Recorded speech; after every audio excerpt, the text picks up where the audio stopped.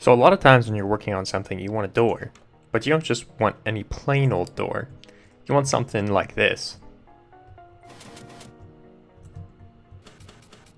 So to get this animated door, you may think that it requires some kind of, scoreboard and timing and, hard coding every single thing, but we're going to go over a very simple lazy method. So you want to start with the most simplest of packs, one that has a main and one that has an init or a load and a tick. And inside the load, you want to start another function. So we can determine how fast we want the door to open very easily. We can just schedule a function so all doors open at the same rate at the same time. So we're going to make another version of main, and we want it to open in a rate of 1 block every 5 ticks, which means that if the door has 3 blocks, it will take less than a second to open the door because there's 20 ticks in a second. So 3 times 5, 15 ticks.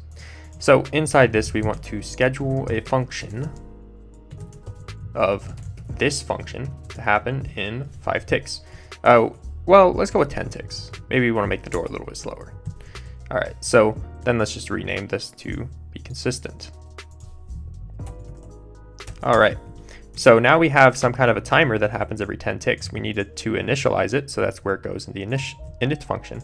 All right, so inside this guy, we're going to have some kind of an entity to denote where the door starts. So let's go ahead and place our stuff down. Let's go with a armor stand, so summon armor stand. We can always do an area effect cloud, but I'm using these so that it's easier to visualize faster. So tag that add door. So now it has a tag of door, and let's just call it iron. Let's call it slider. All right, so it's a door that slides up. All right, so execute as at e tag equals door. So add all of them at themselves, so at their location, and then you can do run function qp door check.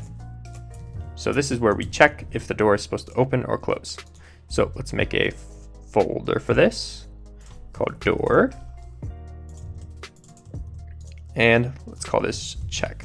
All right, so execute positioned -2, -2, -2, if entity at a, dx equals 4, dy equals 4, dz equals 4. So what this is going to do is it's going to set up a box that goes back here and checks all of these locations for a player. Roughly. It gets roughly this and then 1 in the ground. So it checks a 5 by 5 by 5 area. All right, so then if a player is in that area, then you have to go back to where the door is at. So you reverse this positioned statement. So you make it back to the center.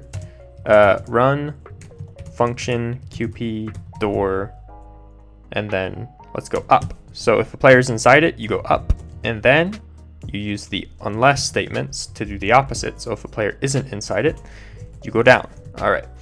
Now one more thing. So we know that the door is fully up if, and again, we're recreating this style of door, but certain logic can apply to any door.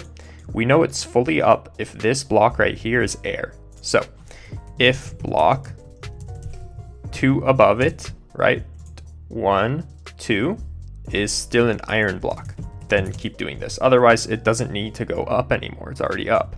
And the same logic can be had about the door going down, except if the block that it's in is air, if this block is still air, then it needs to keep going down.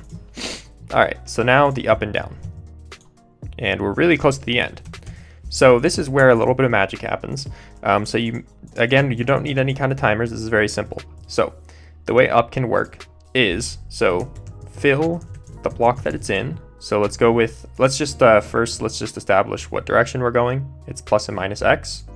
So from -1, +1, that'll do 3 blocks. Fill the block that it's in with air, replacing iron blocks. Okay, so that will delete the lower layer. So let's put 3 layers, that deletes this layer. Okay. Now we need to delete the layer above it, but keep in mind that you don't want to do it all at once. If I just leave it like that, it'll just do 2 at once. So we're going to put a conditional. Execute if the block that is in it, so the layer below it, this layer is air. So what will happen is the first time through, this layer here will not have air, so it won't delete this block. So first it'll delete this, then the second time through it'll delete this. And the same logic can be said right here. So if this block is air, then replace this with air. All right, so that's pretty simple. Now let's go reload. And let's go ahead and put a thing here and say check. Reload. All right, so now it's checking. All right, and then let's do say up. All right, so it's not detecting me, which is fine. It's because there's not an iron block here. Okay, so let's go back to up. So these aren't working because I didn't put it entirely. So let's just go fill.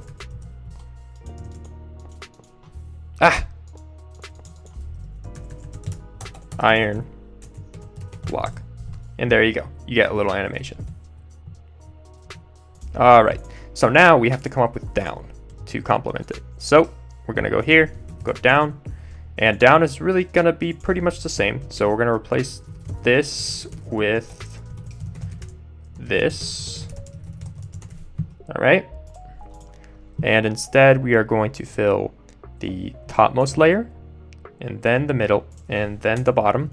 And you fill the middle and the bottom based off of if that is an iron block, meaning that the previous one went, and if this is an iron block. And that's pretty much it. There you go. If I get close enough, and if I get out of the range. Close enough, out of range. Close, out of range. And it even has some like midway handling. So if I only delete one, it'll just go right back down to the bottom. So this is a really simple method. Now you can add directionality support. This is how I did it to add directionality support. I put an extra layer up here. Okay. So then I go ahead and say, if block 3 above and 1 in the X direction is an iron block, then we go ahead and do this left to right X to Z, positive X method. And then we can copy the exact same commands and instead put 1 in the Z direction.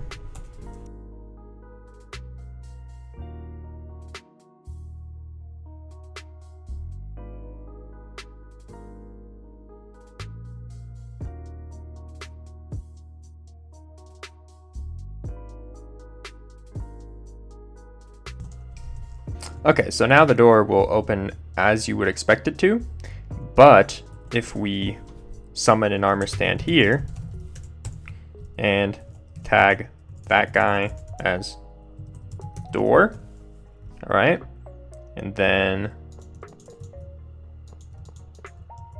go ahead and put these, and as you can see, the door works this direction.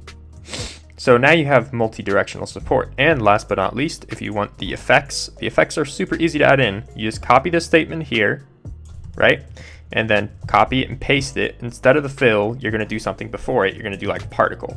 And then you just come up, fill in the effects and make them happen. Each one before each frame that you want to happen before the fill happens.